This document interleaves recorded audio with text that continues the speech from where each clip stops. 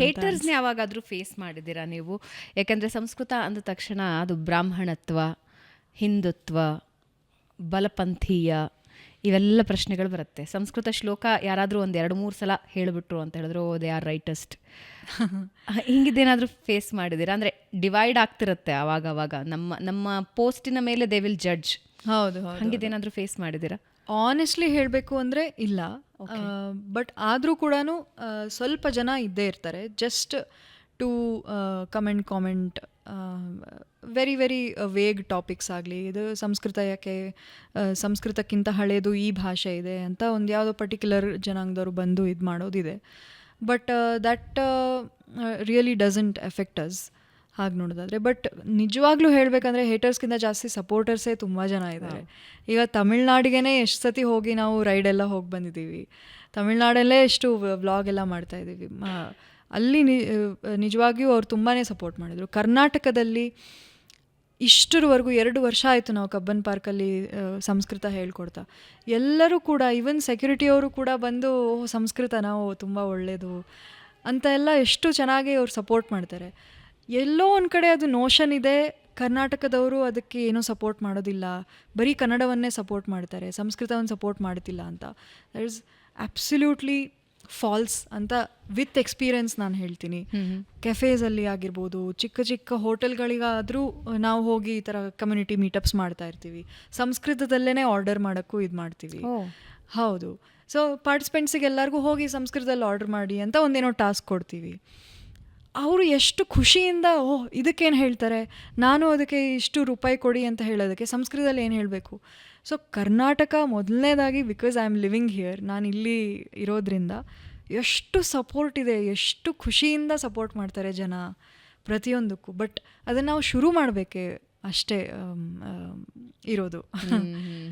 So ಎಲ್ಲ ಸ್ಟೇಟ್ಸಲ್ಲೂ ನಂಗೆ ಅದೇ ಎಕ್ಸ್ಪೀರಿಯನ್ಸ್ ಇದೆ ಹೊರತು ಯಾವ ಹೇಟರ್ಸ್ಗಿಂತ ಜಾಸ್ತಿ ಸಪೋರ್ಟರ್ಸೇ ಇದ್ದಾರೆ ತುಂಬ ಜನ. Lovely. What's your biggest dream? ಆಗಲೇ ಹೇಳಿದ್ರಿ ಸಂಸ್ಕೃತ ಮಾತಾಡ್ಕೊಂಡು ಹೋಗ್ತಾ ಇದ್ರೆ ಅದು ಏನೋ ಹೊಸದು ಅಂತ ಅನ್ನಿಸ್ಬಾರ್ದು ಅಂತ. ಸೊ ಅದನ್ನು ಹೊರತುಪಡಿಸಿ ಅಥವಾ ಅದನ್ನು ಆ್ಯಡ್ ಮಾಡಿ ಏನಿದೆ ಡ್ರೀಮ್? ಒಬ್ಬ ಸಂಸ್ಕೃತದಲ್ಲಿ ರೀಲ್ ಮಾಡ್ತಾ ಇದ್ದಾರೆ, ಸಂಸ್ಕೃತದಲ್ಲಿ ಇನ್ಫ್ಲುಯೆನ್ಸರ್ ಆಗಿದ್ದಾರೆ, ಸಂಸ್ಕೃತದಲ್ಲಿ ಏನೋ ಒಂದು ಕೆಲಸ ಮಾಡ್ತಾ ಇದ್ದಾರೆ. ಒಂದು ದಿವಸ ಅದು ಯಾವುದೂ ಅಷ್ಟು ಒಂದು ದೊಡ್ಡ ವಿಶೇಷತೆ ಇರಬಾರ್ದು. ಯಾವುದೋ ಒಂದು ರ್ಯಾಂಡಮ್ ಸ್ಟ್ರೀಟಲ್ಲಿ ಯಾರೋ ಒಬ್ಬರು ಸಂಸ್ಕೃತ ಮಾತಾಡ್ಕೊಂಡು ಹೋಗ್ತಾ ಇದ್ದಾರೆ, ಅದರಲ್ಲಿ ಏನೂ ವಿಶೇಷತೆ ಇರಬಾರ್ದು. It should be as casual as any other language. ಆ ಥರ ಒಂದು ದಿವಸ ಅಕಸ್ಮಾತ್ ನನಗೆ ಅವಕಾಶ ಇದ್ದರೆ ಅದನ್ನು ನೋಡಿ I think we will stop there. ಇದಕ್ಕೆ ಎಷ್ಟು ಸಮಯ ತಗೊಳುತ್ತೆ ಗೊತ್ತಿಲ್ಲ, ಆದರೆ ಒಂದು ದಿವಸ ಜನಸಾಮಾನ್ಯರು ಎಲ್ಲೋ ಒಂದು ಮಾಲಲ್ಲೋ, ಎಲ್ಲೋ ಒಂದು ಸ್ಕೂಲಲ್ಲೋ, ಎಲ್ಲೋ ಒಂದು ಕೆಫೆಯಲ್ಲೋ ಸಂಸ್ಕೃತದಲ್ಲಿ ಮಾತಾಡ್ತಾ ಇದ್ದಾರೆ. ಅದು ದೊಡ್ಡ ವಿಶೇಷತೆ ಏನೂ ಅಲ್ಲ, ಅದು ತುಂಬ ಸಾಮಾನ್ಯವಾದ ಒಂದು ಭಾಷೆ ಆಗಿದೆ. I think that is the goal. Goal ಇರೋದೇ ಪ್ರತಿಯೊಬ್ಬರು ಭಾಷೆ ಮಾತಾಡೋದು. ಅದನ್ನು ಅಂದರೆ ಅಯ್ಯೋ ಸಂಸ್ಕೃತ ಮಾತಾಡ್ತಿದ್ದಾರಲ್ಲ ಅಂತ ಫೀಲ್ ಆಗಬಾರ್ದು.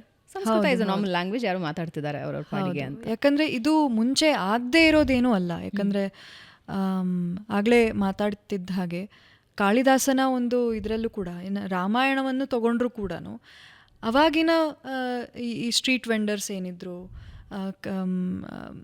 ಏನು ಹೇಳ್ತಾರೆ, ಕುಂಭಾರರು ಏನೇನಿದ್ರು, ಎಲ್ಲರೂ ಕೂಡ ಸಂಸ್ಕೃತವನ್ನೇ ಮಾತನಾಡ್ತಾ ಇದ್ರು. ಸ್ವಲ್ಪ ಸ್ವಲ್ಪ ಬೇರೆ ಡೈಲೆಕ್ಟ್ಸ್, ಪ್ರಾಕೃತ, ಅಪಭ್ರಂಶಗಳೆಲ್ಲ ಇತ್ತು, ಆದರೆ ಸಂಸ್ಕೃತವನ್ನೇ ಮಾತಾಡ್ತಾ ಇದ್ರು. ಹಾಗಾಗಿ ಇದು ಕೇವಲ ಬ್ರಾಹ್ಮಣತ್ವದ ಭಾಷೆ, ಇದು ಕೇವಲ ಒಂದು ರಿಲಿಜನ್ನಿಗೆ ಮಾತ್ರ ಸೀಮಿತ ಪಡಿಸಿದ್ದು ಅಂತ. I think that is the notion we have to leave behind. Lovely. ಅಂದರೆ ನಿಮ್ಮ ಪೇಜಿಗೆ ಹೋದರೆ ಸಂಸ್ಕೃತದ ಸೌಂದರ್ಯ ಗೊತ್ತಾಗ್ತಾ ಹೋಗುತ್ತೆ. ಸಂಸ್ಕೃತನ ನಾವು ಇವತ್ತಿನ ಭಾಷೆಗೆ ಹೆಂಗೆ ಬಳಕೆ ಮಾಡ್ಕೋಬಹುದು, ಇವತ್ತಿನ ಹಾಡುಗಳಿಗೆ ಹೆಂಗೆ ಬಳಕೆ ಮಾಡ್ಕೋಬಹುದು, ಪಾಡ್ಕಾಸ್ಟ್ ಹೇಗೆ ಮಾಡಬಹುದು ಅನ್ನೋದನ್ನು ಸಮಷ್ಟಿ ಹೇಳಿದ್ದಾರೆ. ನನಗೆ ಓ ಮೈ ಗಾಡ್ ಪಾಡ್ಕಾಸ್ಟ್ ಮಾಡಿದ್ರು ಅಂತಲೇ ಆಶ್ಚರ್ಯ ಆಗಿಬಿಡಿತ್ತು ನನಗೆ. ಸಮಷ್ಟಿ ಒಂದು ದೊಡ್ಡ ಕನಸಿನ ಜೊತೆ ಶುರು ಮಾಡ್ಕೊಂಡಿದ್ದೀರಾ ನಿಮ್ಮ ಯಾನಾನ. 2 ವರ್ಷ ಆಗಿದೆ. ಆದರೆ ಆದಷ್ಟು ಬೇಗ ನಿಮ್ಮ ಕನಸು ಸಾಕಾರ ಆಗಲಿ. ಕಬ್ಬನ್ ಪಾರ್ಕಿಗೆ ನೀವೇನಾದರೂ ಹೋದ್ರಿ ಅಂದರೆ ಸಂಸ್ಕೃತದಲ್ಲೇ ಮಾತಾಡೋ ತಂಡ ಇರುತ್ತೆ. ಅವರನ್ನು ನೋಡಿ ನೀವು ಆಶ್ಚರ್ಯ ಪಡಬೇಕಾಗಿಲ್ಲ, ಯಾಕಂದರೆ ಪ್ರತಿ ಬಾರಿನೂ ಹೋಗ್ತಾರೆ, ಸಂಸ್ಕೃತದಲ್ಲಿ ಮಾತಾಡ್ತಾರೆ, ಜೊತೆಗೆ ನೀವು ಹೋದರೆ ನಿಮಗೂ ಸಂಸ್ಕೃತ ಕಲಿಸ್ತಾರೆ. ಸೊ ಆಶ್ಚರ್ಯ ಆಗುವಂತಹ ವಿಶೇಷತೆ ಏನೂ ಇಲ್ಲ. ಆದರೆ ಈವಾಗಿನ ಕಾಲಕ್ಕೆ ನಿಜವಾಗಿಯೂ ಒಂದು ಸ್ಪೆಷಲ್ ಪ್ರಯತ್ನ, ಒಂದು ವಿಶಿಷ್ಟ ಪ್ರಯತ್ನ. All the very best.